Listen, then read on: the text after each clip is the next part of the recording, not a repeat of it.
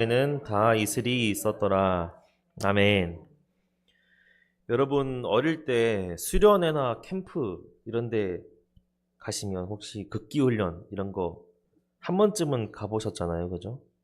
그러면 이런 테스트를 해봤을 겁니다. 아마. 어떤 테스트냐면 두 명이 짝을 지어요. 두 명이 한 팀이에요.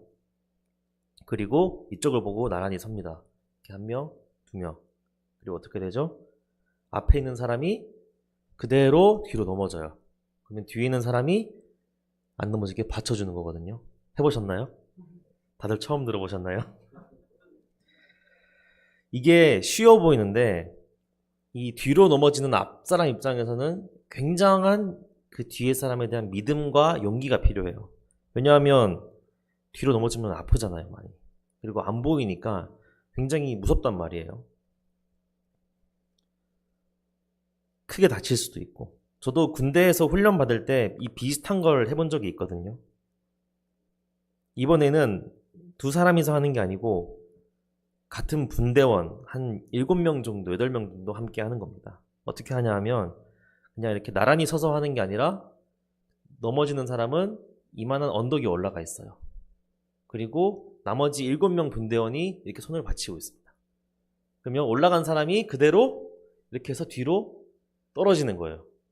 밑에 있는 7명을 믿고.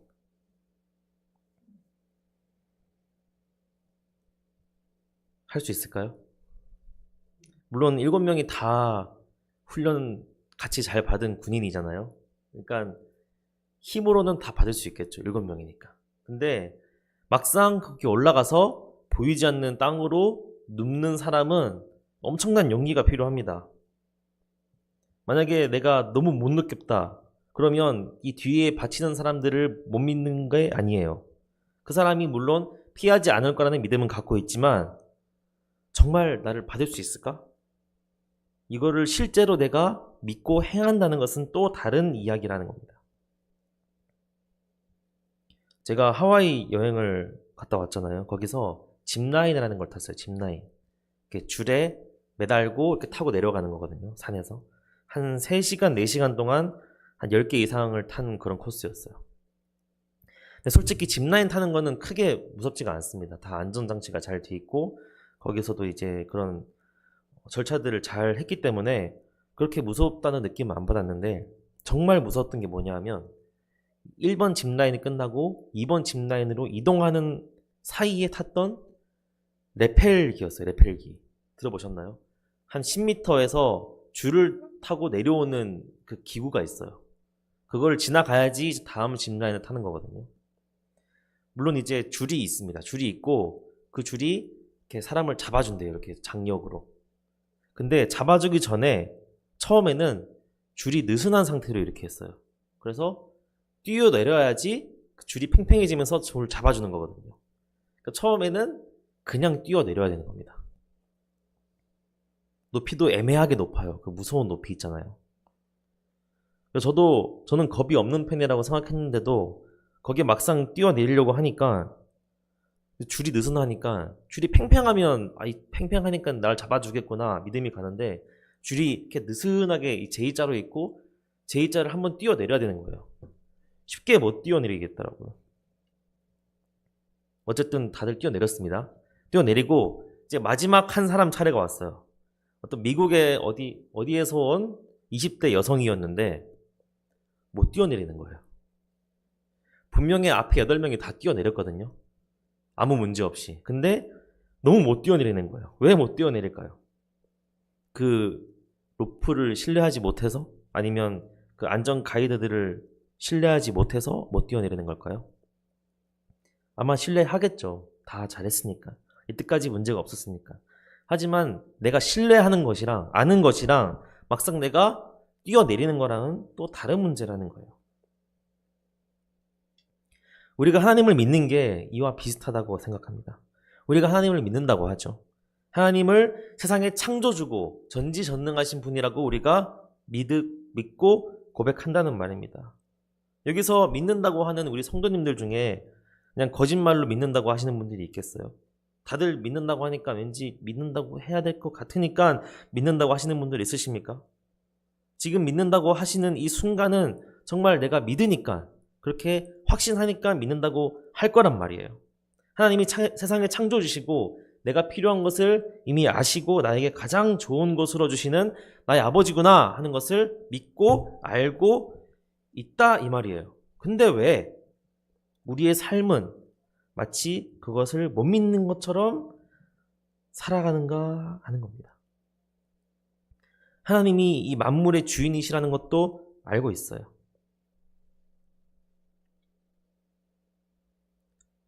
하나님이 나를 보호하시는 것을 알고 있습니다. 근데 왜 그분이 나의 아버지라는 것을 믿는다고 하면서 왜 먹고 살 걱정을 하고 있을까? 왜 내가 해외여행 갈 때 비행기에서 추락하지 않을까? 교통사고 나지 않을까? 어떤 미친 사람을 만나서 해코지를 당하지 않을까? 매일매일 불안하고 걱정하며 사는 걸까요? 믿는다고 하면서. 만약 정말 하나님을 믿는 게 맞다면 이러한 불안이 없어야 되는 게 맞잖아요. 다윗이 고백한 것처럼 내가 사망의 음침한 골짜기를 지날지라도 해를 두려워하지 않는다. 이렇게 돼야 되지 않습니까? 만약에 매일 삶이 이 불안하고 걱정이 된다면 어떻게 보면 하나님을 못 믿는다는 걸까요? 믿는다고 하지만 실제로는 안 믿는다는 걸까요? 오늘 본문에 나온 기드온이라는 사람을 한번 보겠습니다. 우리가 기드온이라고 하면 굉장한 사람으로 기억하고 있을 수 있어요. 근데 오늘 본문을 보면 얼마나 겁쟁이인지가 나옵니다. 이스라엘 백성이라면 누구나 이 아브라함의 하나님, 이삭의 하나님, 야곱의 하나님, 이 하나님에 대한 위대하신 역사를 들었을 거예요. 그리고 그 강대국이었던 애굽에서 탈출할 수 있게 했던 하나님의 능력에 대해서 수도 없이 들었을 겁니다. 믿었을 거예요. 모세와 여호수아가 지도자로 있을 때 그 가나안 땅에 있던 수많은 강한 민족들을 물리쳤던 역사를 생생하게 전에 들었을 거예요. 기드온도 마찬가지입니다. 게다가 기드온은 사사예요. 사사면 이 이스라엘의 지도자라는 뜻입니다. 그러면 얼마나 더 그런 이야기를 교육받고 자랐을까요? 이전에 활동했던 사사들의 이야기도 들었을 거고, 인간의 상식으로는, 논리로는 이해되지 않는 많은 이야기들을 들으면서 하나님이 정말 살아계시구나. 하나님이 정말 이 온 땅의 주인이시며 왕 중의 왕이시며 신 중에 유일한 참신이시구나. 이것을 알았을 거란 말이에요. 근데 오늘 본문을 보면 뭐라고 하고 있냐? 그런 하나님에게 기드온이 증거를 보여주십시오라고 증거를 요청하고 있는 거예요. 우리가 이 상황이 어떤 상황인지 이해하기 위해서는 이 당시 사사시대에 대한 내용을 조금 살펴볼 필요가 있습니다. 사사시대가 뭘까요? 이스라엘 백성이 이 모세와 여호수아가 이끌면서 애굽에서 나와서 가나안 땅에 입성하게 되죠. 근데 이스라엘 백성들이 그 이전에 하나님이 행하셨던 수많은 그 역사들을 다 잊어버립니다. 들었는데 잊어버려. 기억이 안 나요. 그래서 그 하나님을 버리고 우상 숭배를 하고 각종 죄악을 저지릅니다. 그래서 하나님이 이스라엘 백성을 치십니다. 주변 이방 국가들을 이용해서 이스라엘 백성들에게 벌을 내리시는 거예요. 그러면 힘들겠죠, 이스라엘 백성들이? 다시 회개를 하고 하나님께 부르짖습니다. 하나님 살려주십시오. 한 번만 살려주십시오. 잘못했습니다. 그러면 하나님이 또 그걸 들으시고 불쌍히 여기셔요. 그래서 사사를 한 명 세웁니다. 이 사사를 통해서 그 이스라엘 백성을 구원하시는 거예요. 그럼 좀 살만해졌죠? 그럼 다시 이스라엘 백성이 또 하나님을 잊어버리고 또 우상 숭배와 죄악에 빠집니다. 그럼 또 하나님이 주변 국가들을 통해서 이스라엘에게 벌을 내리십니다. 그럼 이스라엘이 또 하나님께 부르짖습니다. 그럼 하나님은 사사를 세우시고 이스라엘을 구원하세요. 그럼 어떻게 될까요?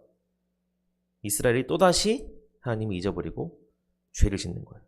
이게 계속 반복되는 게 사사기의 내용이에요. 계속 죄 짓고 회개하고 사사가 세워지고 구원받고 죄 짓고 고통받고 이것이 계속 반복되는 게 바로 이 사사 시대입니다. 오늘 나오는 기드온도 그 수많은 사사들 중에 한 명이었어요. 죄를 지은 이스라엘을 벌하신 하나님에 대해서 하나님이 세우신 이스라엘을 구원하시기 위해서 세우신 사사 중에 한 명이었던 겁니다. 그래서 기드온이 등장하는 사사기 6장 1절을 보면 이렇게 나와 있습니다. 이스라엘 자손이 또 여호와의 목전에 악을 행하였으므로 여호와께서 7년 동안 그들을 미디안의 손에 넘겨주시니 라고 말하고 있어요. 또 악을 행하였으므로, 즉 반복되었다는 거죠. 그래서 미디안이라는 이방 민족에게 고통을 당하게 됩니다. 어떻게 고통을 당하느냐? 이스라엘 백성들이 열심히 농사를 지어서 추수할 때가 돼서 추수를 하고 나면 미디안 백성들이 다 쳐들어와서 모든 먹을 것을 싹 가져와 버리는 거예요. 그게 반복되니까 몇 년 동안? 7년 동안. 너무 힘든 거죠. 그래서 6절을 보면 이스라엘이 미디안으로 말미암아 궁핍함이 심한지라 이에 이스라엘 자손이 여호와께 부르짖었더라. 또 하나님께 회개하며 부르짖습니다. 하나님은 어떻게 하셨을까요? 그들을 불쌍히 여기시고 이스라엘을 구원할 사사를 세우십니다. 그 사사가 바로 오늘 나오는 기드온이라는 거죠. 근데 이 기드온이 참 만만치가 않아요. 하나님이 이렇게 말씀하셨습니다. 네가 가서 이스라엘을 구원해라. 근데 기드온의 첫 번째 답변이 뭐였을까요? 하나님, 제가 가진 게 뭐가 있다고 이스라엘을 구원합니까? 저희 집안이 뼈대 있는 집안도 아니고 그 집에서조차 저는 제일 보잘것없는 약한 사람인데 제가 어떻게 이스라엘을 구원할까요? 굉장히 자존감이 낮죠. 그래서 하나님이 자신감을 좀 심어주십니다. 내가 너와 함께 할 테니 걱정하지 마라. 그랬더니 기드온이 이렇게 말합니다. 그러면 하나님이 저와 함께 하신다는 증거를 보여주세요. 라고 해요. 기가 막히죠, 하나님이. 근데 증거를 보여주셨어요. 자세한 내용은 오늘은 생각하겠습니다. 그랬더니 기드온이 확실한 믿음이 생겼을까요? 한번 보겠습니다. 하나님이 이제 명령하셨어요. 가장 먼저 할 일은 기드온의 아버지가 우상을 섬기고 있었나 봐요. 바알이라는 우상을. 너 아버지가 섬기는 그 우상을 섬기는 제단부터 박살내버려라. 첫 번째 명령입니다. 바알 우상이었어요. 근데 기드온은 아직 하나님을 못 믿는 건지 아니면 겁이 많은 건지 이 아버지 눈치도 보이고 또 이 성 사람들이 지금 열심히 바알을 섬기고 있단 말이에요. 그래서 성 사람들도 무섭고 해서 낮에는 못하고 깊은 밤에 아무도 없는 밤에 몰래 하나님의 명령을 행했습니다. 분명히 하나님께서 함께 하신다고 했고 그 증거까지 보여줬잖아요. 그런데도 그렇게 한 거예요. 그리고 나서 마침내 미디안 사람들이 다시 이스라엘을 쳐들어옵니다. 이번에는 아말렉이라는 사람들과 그 동방에 있는 사람들도 다 몰려왔대요. 드디어 하나님이 세우신 이 기드온이 나설 때가 된 겁니다. 그때 기드온이 한 말이 오늘 본문의 이야기예요. 하나님, 만약 정말 진짜 저를 통해서 이스라엘을 구원하시는 게 맞다면 증거를 하나 더 보여주세요. 가기 싫은 거겠죠, 기드온이. 너무 무서워서. 증거 하나만 더 보여주세요. 제가 양털을 마당에 둘 건데 아침에는 이슬이 내리잖아요. 근데 그 이슬이 양털에만 묻고 땅에는 안 묻게 한번 해주세요. 그러면 만약에 그렇게 돼 있으면 하나님이 나를 통해서 이스라엘을 구원하신 거구나. 이거를 제가 알겠습니다. 그 증거라고 생각하겠습니다. 이렇게 말을 했어요. 그랬더니 다음날 그대로 된 거예요. 딱 양털에만 이슬이 묻어서 축축하고 짜보니까 한 바가지가 나왔어요. 한 바가지가. 기드온이 생각했겠죠. 우연인가? 우연히 여기만 묻었나? 이슬이 다 맺혔는데 땅에 내린 이슬은 빨리 말랐을 수도 있잖아. 하나님이 하신 게 아니고 원래 그런 걸 수도 있어. 자연스럽게. 우연일 수도 있어. 그래서 다시 한번 증거를 구해요. 하나님 화내지 말고 들으세요. 딱 한 번만 더 테스트 해보겠습니다. 감히 하나님을 테스트한대요. 이번에도 양털을 마당에 내놓겠습니다. 근데 이번에는 어떻게 해요? 반대로 이슬이 내려서 주변 땅에는 다 축축하게 젖는데 이 양털만 이슬이 안 묻고 아주 말라있게 그렇게 해주시면 이번엔 정말 하나님이 주신 증거라고 생각할게요. 다음날 어떻게 됐을까요? 그대로 되었습니다. 땅은 다 젖어 있는데 양털에만 딱 말라 있는 거예요. 그래서 기드온이 마침내 미디안을 치러 나갑니다. 이 사건이 바로 우리가 많이 들어본 기드온과 300용사예요. 단 300명의 병사를 데리고 전쟁에 나간 겁니다. 적군 미디안과 아말렉 그리고 동방의 모든 사람들, 정확한 숫자는 나오지 않았어요. 근데 성경의 표현에 따르면 그 군대의 숫자가 해변의 모래처럼 많다고 나와 있습니다. 근데 기드온은 단 300명을 데리고 하나님의 도우심으로 그 해변의 모래와 같은 많은 적군을 모두 무찌르게 되었다는 거죠. 하나님의 역사하심을 마침내 기드온이 실제로 경험을 하게 된 거예요. 아, 정말 하나님이 함께 하시는구나. 정말로 하나님이 함께 하시면 아무리 인간적으로 불가능해 보여도 가능하게 되는구나 하는 것을 직접 경험하게 된 거예요. 들은 게 아니라, 다른 사람이 한 걸 들은 게 아니라 내가 직접 하나님의 경험하심을, 하나님의 역사하심을 경험하게 되었다는 거죠. 이렇게 한번 경험하게 되니까 그 다음부터 기드온의 영향력이 어마어마하게 변하게 됩니다. 성경은 이렇게 표현하고 있어요. 사사기 8장 28절에 보면 미디안이 이스라엘 자손 앞에 복종하여 다시는 그 머리를 들지 못하였으므로 기드온이 사는 40년 동안 땅이 평온하였더라. 그렇게 7년 동안 괴롭혔던 미디안 군대가 이스라엘 앞에서 감히 머리를 들지 못했다는 거예요. 기드온의 영향으로. 그렇게 하나님이 말씀하셨음에도 믿지 못하고 계속 증거를 달라고 하던 기드온이 어떻게 이런 영향력을 끼치게 되었을까? 불안하고 무섭고 두려워서 계속 하나님께 증거를 주세요. 한 번 더 주세요. 테스트 해보겠습니다. 증표를 달라고 하던 기드온이 어떻게 이런 영향력을 가지게 되었을까요? 바로 믿음의 경험을 했기 때문입니다. 경험을. 내가 머리로 믿고 있고 마음으로 믿고 있던 그 믿음이 실제로 내 삶에서 영향을 끼치는 믿음이라는 것을 실제로 경험을 했기 때문이라는 거예요. 제가 하와이에서 짚라인을 탔다고 말씀드렸죠. 별로 안 무서웠지만 처음엔 약간 불안했어요. 장비도 약간 낡아 보이고 하필 내가 탈 때 떨어질 것 같고 그런 거 있잖아요. 그리고 거기 발판도 나무로 돼 있는데 살짝 삐그덕삐그덕 소리 나고 아, 이거 떨어지면 어떡하지? 이 정도 높이면 많이 다칠 텐데. 해외에서 다치면 답도 없잖아요. 아니면 중간에 멈추면 어떡하지?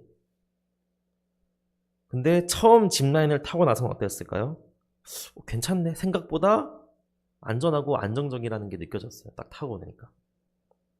그런 경험을 하게 된 거죠. 두 번째 타고 나니까 이제는 조금씩 즐길 수가 있게 된 거예요. 처음 두 번 탈 때는 그 손잡이가 있거든요. 손잡이를 꽉 잡고 있었어요. 왜냐하면 이거 놓으면 떨어지는 줄 알고.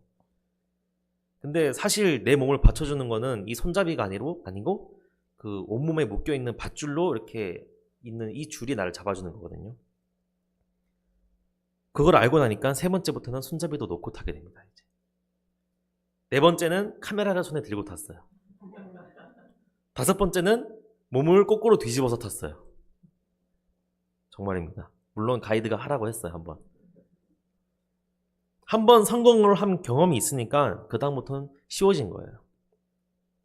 제가 하와이에서 영어를 쓸 때도 비슷했습니다. 제가 사실 영어를 잘 못하거든요. 근데 이제 중학교 때, 고등학교 때, 대학교 때 배운 그 회화 몇 개 있잖아요. 그걸 한번 써봐요. 아, 이거 될까? 틀릴지도 모르지. 하지만 상대방이 못 알아할 수도 있지. 하지만 살아야 되잖아요. 먹고 살아야 되니까 한번 써봅니다.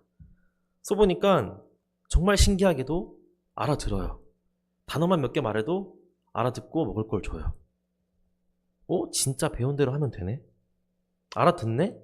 이 경험을 하게 되는 순간 두려움이 좀 없어지기 시작하는 거예요. 아, 내가 배웠던 영어가 그냥 책에서만 배운 게 아니고 실제로 이 사람들이 쓰는 말이구나. 실제로 알아듣는구나. 이거를 알게 되니까 이제는 내가 발음이 조금 안 좋고 표현이 좀 부족해도 그냥 말을 하는 거야. 그러면 대충 알아듣습니다. 성공한 사람들의 어떤 말이나 그들이 쓴 성공에 대한 책들도 보면 비슷한 이야기가 나와요. 어떻게 성공한 사람들은 계속해서 성공하고 실패한 사람들은 계속해서 실패하는가? 이 문제의 답은 바로 성공한 사람은 성공한 경험을 가지고 있기 때문에 그 다음 성공도 달성하기 쉬운 거라는 거예요. 물론 다음 시도를 할 때도 실패할 확률이 있겠죠. 하지만 내가 성공했던 경험과 기억 그리고 자신감이 있기 때문에 실패의 위험성이 있음에도 도전할 용기가 있다는 겁니다. 하지만 실패만 반복하는 사람은 시도해보기도 전에 실패하면 어떡하지? 이거 실패하면 인생 망할지도 모르잖아. 이러는 걱정에 시도조차 하지 않게 되고 결국 그 시도조차 하지 않는 게 또 다른 실패로 이어진다는 겁니다. 성공한 경험이 없다는 거예요. 이론으로는 알고 머리로는 많이 배웠어요. 하지만 실제로 이걸 했을 때 성공할 수 있을지에 대한 확신이 없다는 겁니다. 그런 사람들은. 하나님에 대한 믿음도 이와 같아요. 다들 배워서 알죠. 머리로는 압니다. 모세는 홍해를 갈랐고 다윗은 골리앗을 이겼어요. 예수님은 무리를 걸으셨습니다. 다 사실이라고 믿지 않습니까? 우리는 다 알고 다 믿고 있어요. 그리고 그 믿음 자체를 우리가 거짓말이라고 가짜라고 할 수 없습니다. 근데 왜 우리는 실제 우리의 삶 가운데서 그런 믿음을 가진 것처럼 살지 못하고 있냐는 거예요. 왜 세상을 창조하신 하나님을 믿는다고 하면서 그 믿음을 가진 사람처럼 살지 못하는 거냐는 겁니다. 왜 걱정하고 근심하냐? 왜 믿는다고 하면서 믿는 사람답게 살지 못하냐는 겁니다. 실제로는 믿지 않아서 그런 걸까요? 성경에 나온 내용들은 옛날에 있었던 일이다. 신화처럼. 지금처럼 과학기술이 발전한다. 이런 시대에는 하나님의 능력이 발휘되지 않을 거야 라고 생각하는 걸까요? 아니잖아요. 그 이유는 바로 우리가 실제로 경험해보지 못했기 때문이에요. 그런 믿음을 알고 있고 배워서 믿는다고 매일 고백하지만 실제로 내가 그걸 내 삶 가운데 경험해보지 못했다면 그 믿음은 내 삶에 아무런 영향을 끼치지 못한다는 겁니다. 여러분 달란트 비유 아시죠? 주인이 종 3명에게 5달란트, 3달란트, 1달란트를 맡기고 여행을 떠났습니다. 1달란트도 이미 매우 큰 돈이라는 거는 제가 말씀을 드렸죠. 근데 5달란트 받은 종은 5달란트를 남겼어요. 3달란트 받은 종은 3달란트를 남겼습니다. 근데 1달란트 받은 종은 이 1달란트를 그대로 땅에 묻어뒀어요. 5달란트 받은 종이 하루 만에 5달란트를 남겼을까요? 아니겠죠. 처음에는 시도를 해봤을 겁니다. 도전했다가 실패했겠죠. 또 도전했겠죠. 그렇게 하다가 경험을 했을 겁니다. 이렇게 하면 남길 수 있구나. 이게 되는구나. 주인께서 알려주시고 하셨던 방법대로 하니까 이익이 남는구나 하는 경험을 하게 된 겁니다. 그 경험을 가지고 열심히 장사를 해서 5달란트를 또 남기게 된 거예요. 3달란트 받은 종도 마찬가지였겠습니다. 하지만 1달란트 받은 종은 시도조차 하지 않았어요. 혹시나 이것까지 날리면 어떡하지? 어차피 주인 돈 많으니까 최소한 읽지만 말자 하고는 그냥 땅속에 묻어뒀다는 거예요. 성공의 경험이 없으니 그 다음 시도도 하지 못했다는 겁니다. 결국 주인이 돌아온 다음에 어떻게 됩니까? 이 5달란트 받은 종과 3달란트 받은 종은 착하고 충성된 종이라고 칭찬을 받고 더 큰 달란트를 받게 됩니다. 하지만 한 달란트 받은 종은 그 가진 한 달란트마저 빼앗기게 되고 쫓겨나게 되는 거죠. 우리의 믿음은 성경책 속에서만, 우리의 지식 속에서만, 우리의 마음 속에서만 있는 것이 아닙니다. 우리가 실제로 그 믿음을 경험하고 나서야, 그래서 그 믿음이 실제로 우리 삶에 적용이 되고 나서야 그 믿음이 의미가 있는 거예요. 하나님을 믿으시나요? 아멘. 하나님의 전지전능하심과 천지의 창조도이심을 믿으십니까? 아멘. 이 아멘에서 끝나면 안 된다는 겁니다. 실제로 우리가 경험을 해봐야 돼요. 실제로 하나님께서 이 과거 성경책에서 나오는 인물들에게만, 또 우리가 알고 있는 위대한 신앙의 인물들에게만 역사하시는 것이 아니라 지금 내 삶에도 역사하시는, 내 현재와 미래에도 역사하시는 하나님이라는 것을, 그 위대하신 하나님께서 나의 아버지 되시고 나에게 가장 좋은 것을 주실 거라는 그 사실을 내가 직접 삶에서 경험을 한 뒤에야 비로소 그 믿음이 나의 삶에서 살아 움직이는 믿음이 된다는 것입니다. 집 밖은 위험합니까? 교회 밖은 위험해요? 저 세상 밖에 하나님이 사랑하시는 하나님의 잃어버린 양들이 수없이 많습니다. 어찌할 바를 모르는 니느웨 백성들이 수없이 많습니다. 그곳에 나가서 그 현장에 뛰어들어 하나님의 일하심을 경험해 봐야 합니다. 하나님이 일하신 현장으로 뛰어들어야 그 믿음을 경험할 수 있어요. 가만히 있으면 아무것도 경험할 수 없습니다. 역사하시는 하나님을 만나게 달라고 간절히 기도하시기 바랍니다. 그리고 찾아보세요. 교회 아니야 안락하고 조용하고 편하죠. 집안에 있을 때야 안전합니다. 하지만 우리가 하나님의 역사하심, 믿음의 경험은 하지 못할 거예요. 예수님은 제자들에게 가라고 하셨어요. 가라고.